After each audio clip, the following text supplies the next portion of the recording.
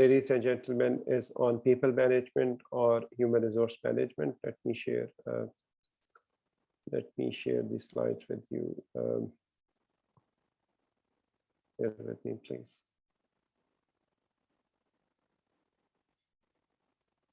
Okay, here it is, chapter 10 from your textbook. There is only one textbook which I have recommended for you, but this is also not only based on the chapter 10 of the main textbook, but also this lecture is also partly taken from my own book, own textbook on human resource management, which was published by Paul Craig Macmillan, I believe 6 or 7 years ago. And then 4 years ago, there was a second edition of the book. The title of the book is Human Resource Management. Okay, so in this specific session, our focus would be how organizations can use employees or human resources to gain competitive advantage, and why companies may choose to recruit either internally or externally, or the organization may consider using both of these routes, methods of selection, the importance of training development, as well as performance and reward management functions of human resource management. So Thomas Watson's quote, founder of IBM, and he says that you can get capital and erect buildings, but it takes people to build a business. So surely capital is important, buildings and technology is important, machines are important, money is important, but it would take people to build organizations.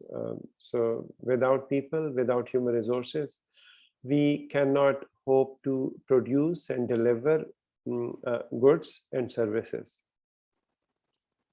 So human resource management is defined as a task which involves having the right number of the right people in the right place at the right time. So here we are talking about not only the right number of the right quality of people, I would say. So the right number of people, the right quality of people in the right place at the right time. So this is human resource management.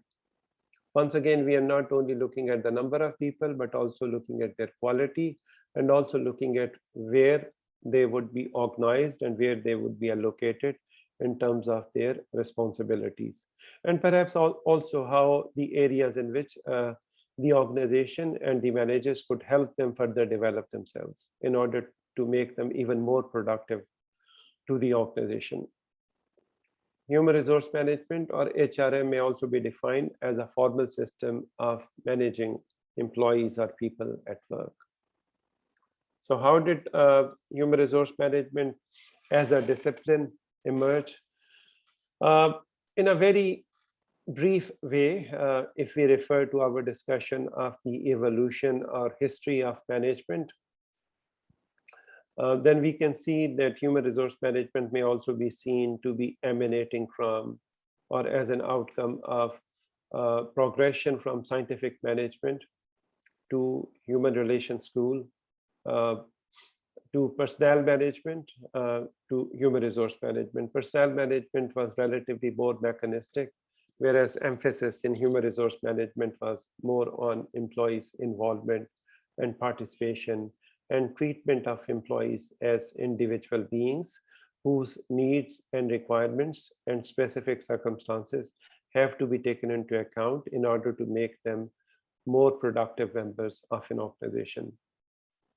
So within human resource management, there is an emphasis on, for example, the quality of work, the productivity of the individual, their flexibility and agility, not only their agility, but also organizational agility, along with employee engagement, participation, and motivation. So it's not just the productivity and quality of work that we are interested in, but equally we realize that unless we have engaged employees, unless we have motivated employees, unless we have structures in place in an organization where employees have an opportunity to participate and offer their feedback, they are less likely to be productive and offer quality work. Surely this view of human resource management and perhaps more contemporary views and practices of human resource management, they are also affected by factors such as increasing globalization, increased diversity of workforce, increased diversity of markets, and also with the advent of, for example, internet, information and communication technologies. So all of these factors have an effect on emergence and evolution of human resource management.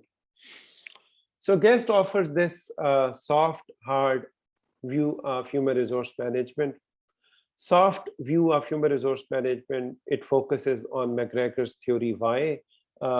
Theory Y says that people can be trusted, that people in general, they are willing to work on their own, and they don't really need to be micromanaged. So this is soft view of human resource management. From this view, employees may be seen as a potential which remains largely untapped in organizations. So therefore, it is important that that potential has to be tapped, and employees have to be engaged in a meaningful manner.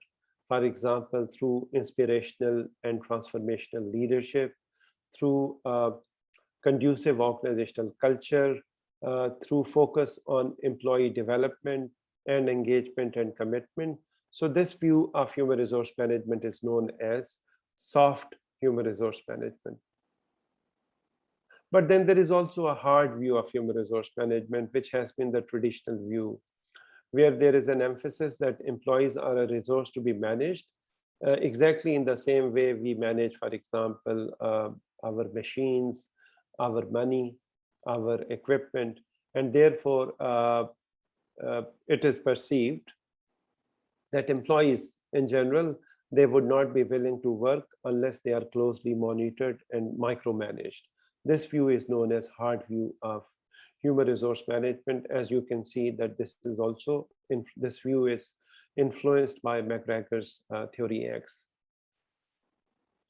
It requires personnel activities such as selection and training to be justified by tangible measures in terms of their contribution to business objectives. So, but the assumption is this, that unless employees are closely monitored and micromanaged, they would not make a productive contribution to an organization. Then a further advancement of the notion of human resource management is strategic human resource management.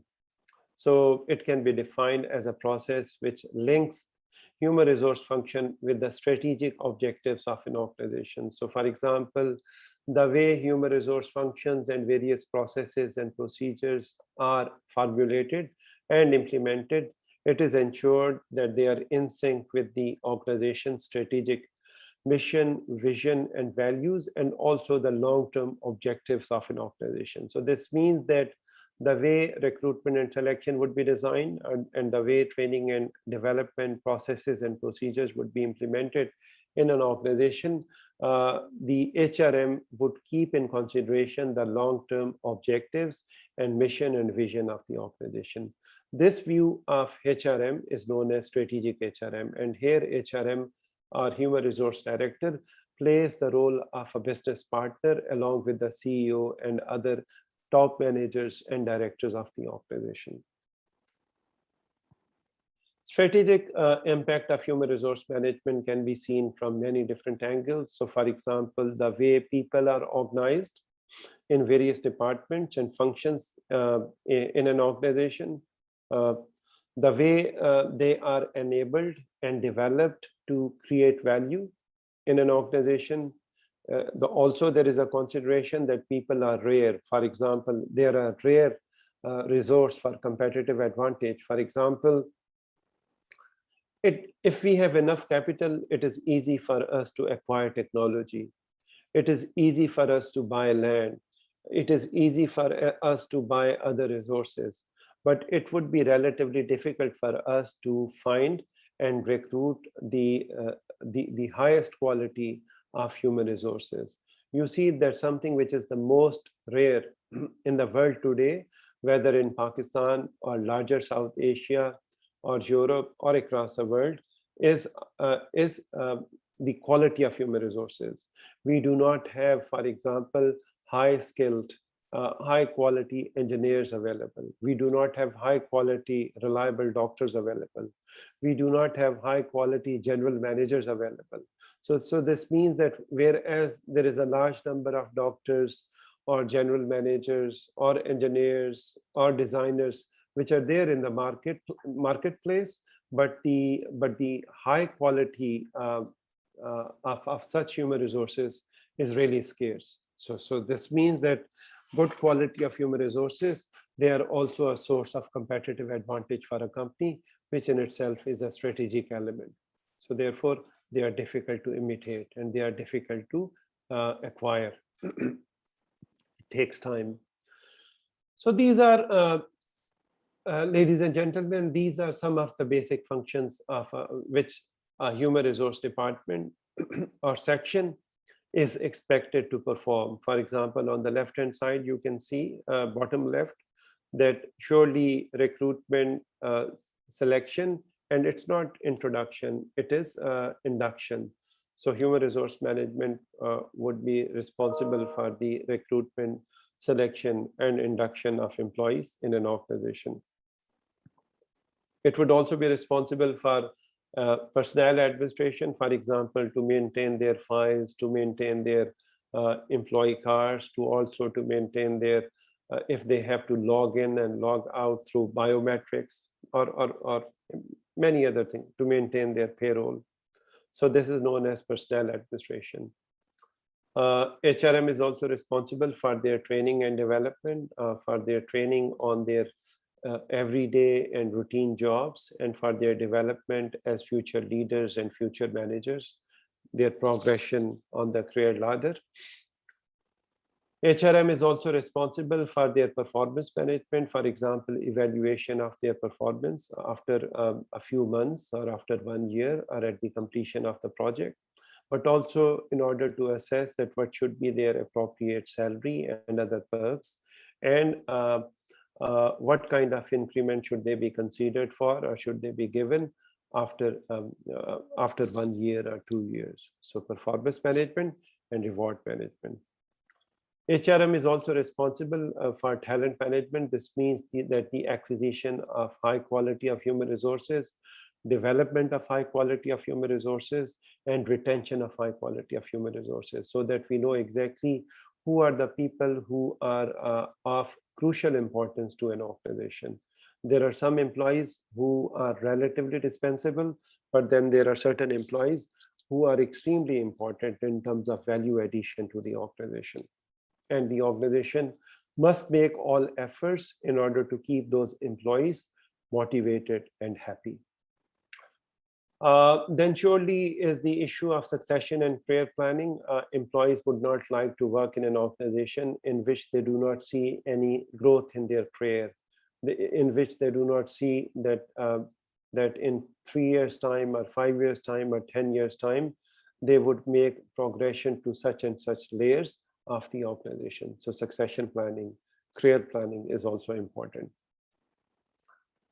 Labor relations is another important function of human resource management. For example, to dealing with workers, to dealing with workers' unions, to dealing with issues such as minimum wage, which is to be paid according to government regulations, to deal with, for example, occupational health and safety, to deal with their pension or their gratuity. So these are the issues of labor relations. So negotiation with the labor union in terms of many of these benefits or many of these legal rights, but something even which is more over and above the legal rights, for example, bonuses. So that is something which is known as labor relations.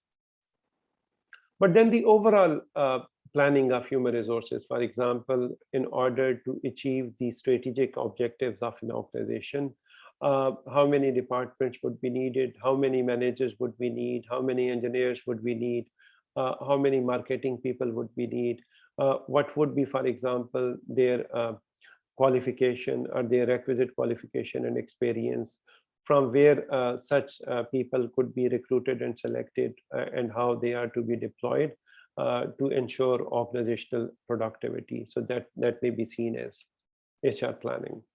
So this was, ladies and gentlemen, a very brief overview of various functions of human resource department. This is another view.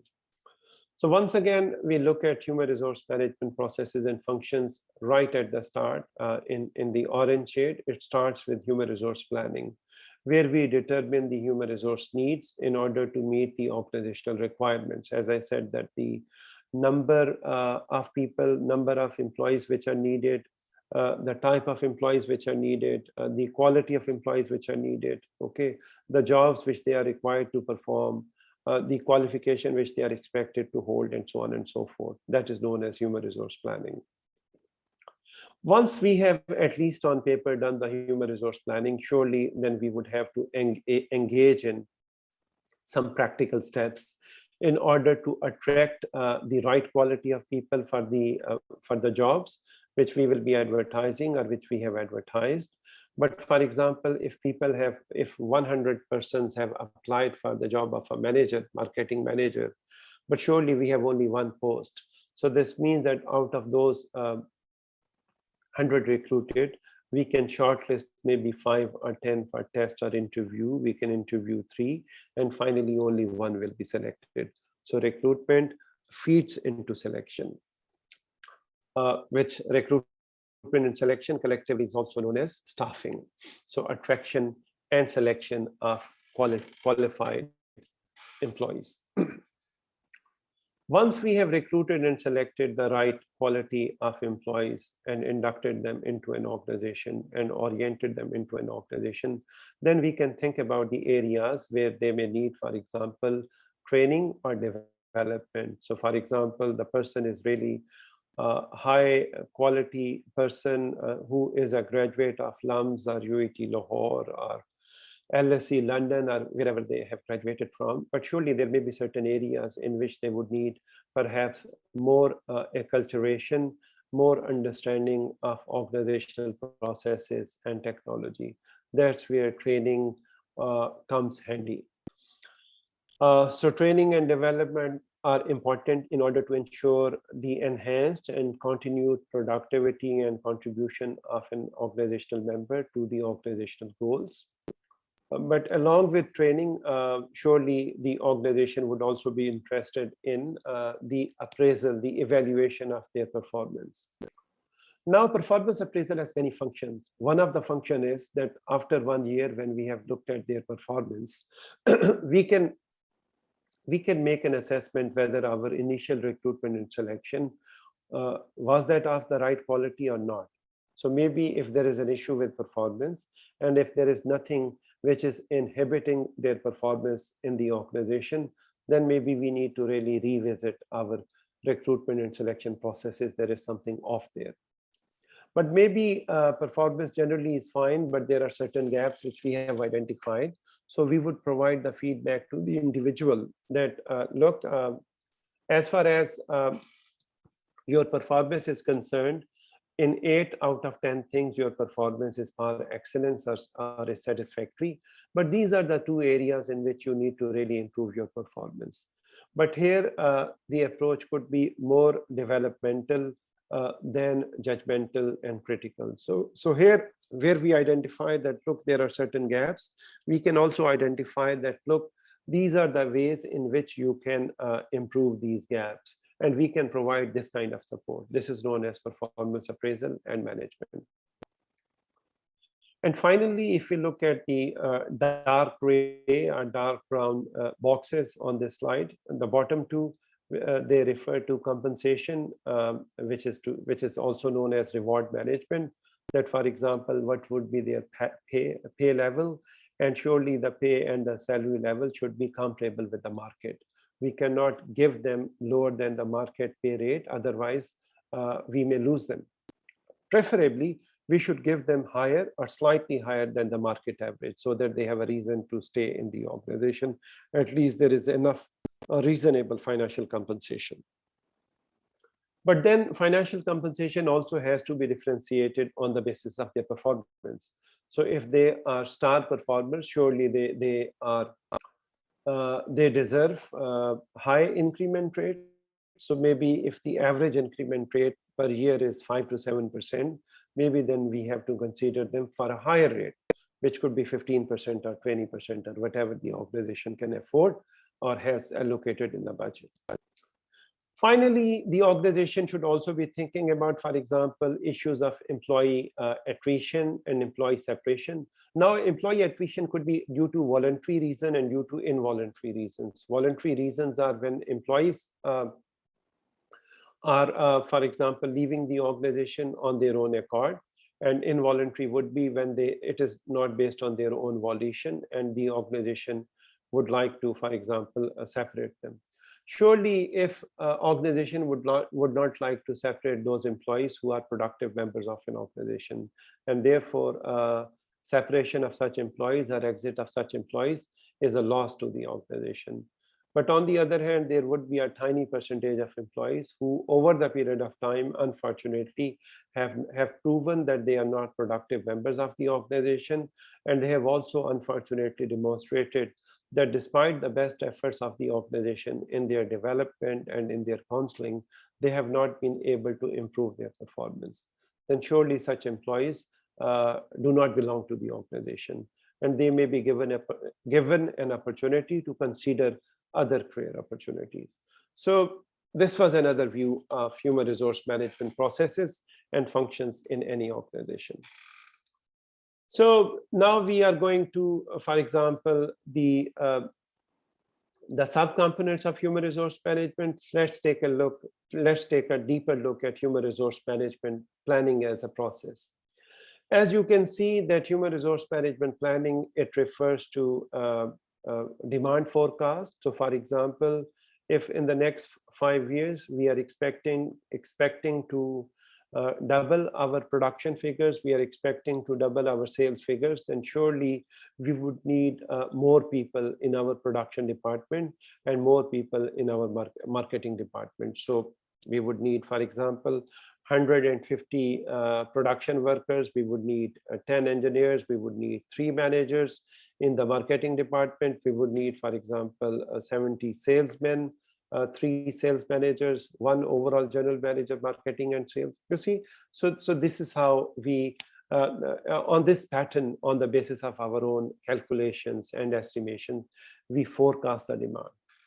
But then we also look at what kind of supply of engineers and marketers and managers is available within the organization.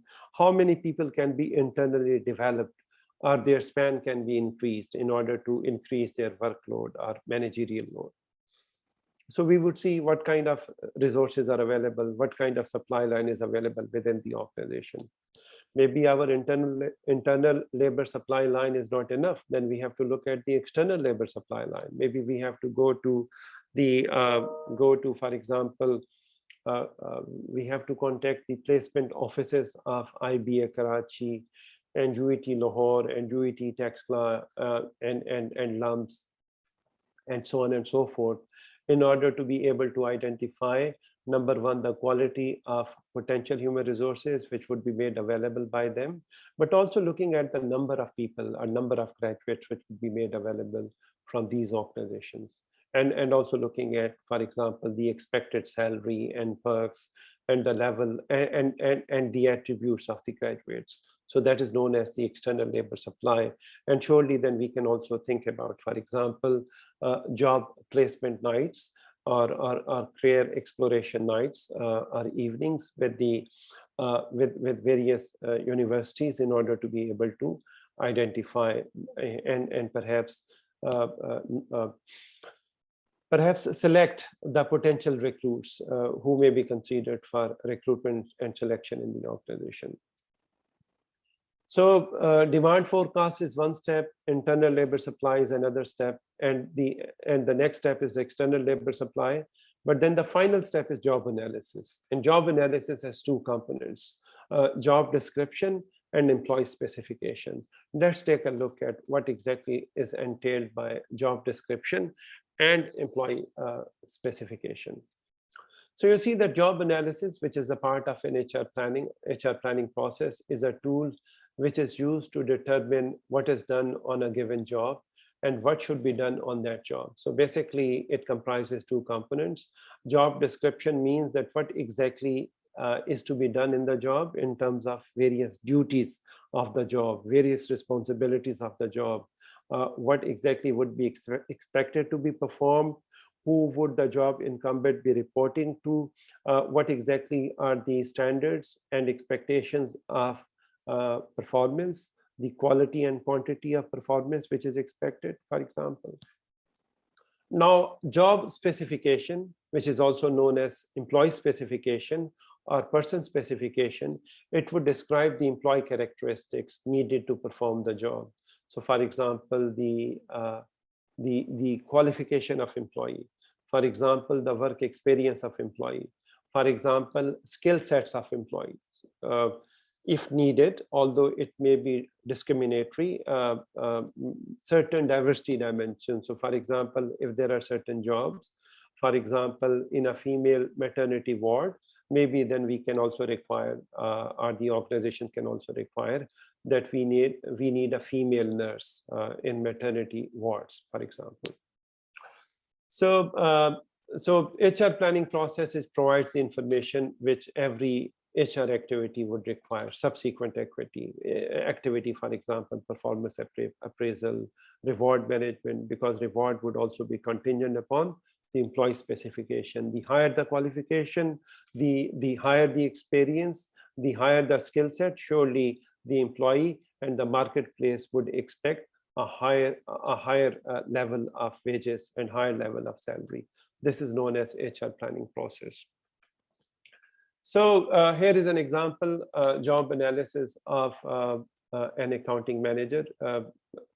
You will see that in the job description, you can see that the person is responsible for monthly, quarterly, and annual financial reports. He or she is also responsible for getting bills issued and paid. They are also responsible for budget preparation for the organization and for the department.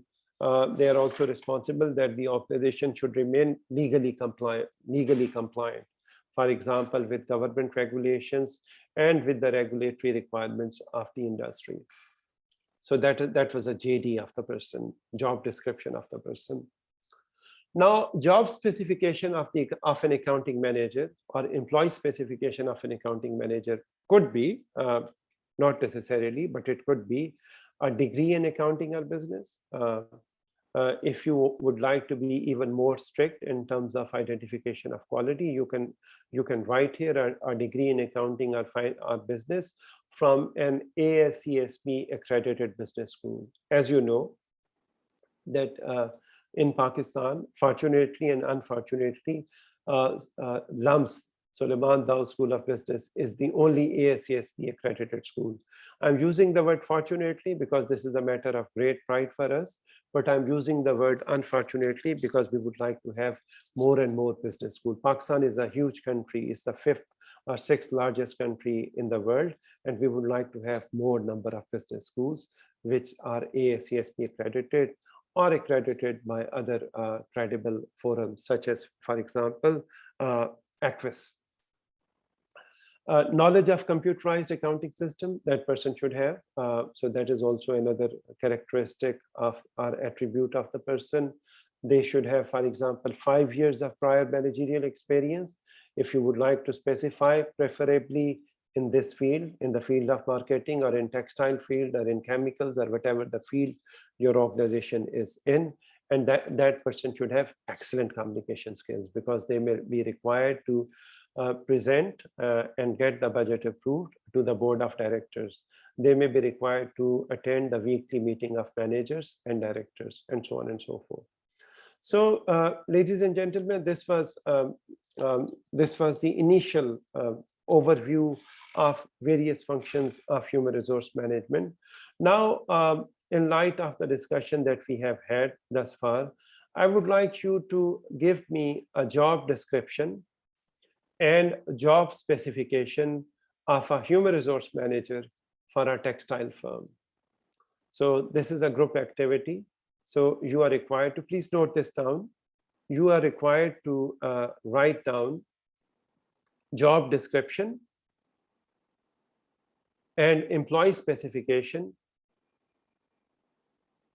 of a human resource manager of a textile firm in Lahore. This is 8:37 right now. I'm giving you 20 minutes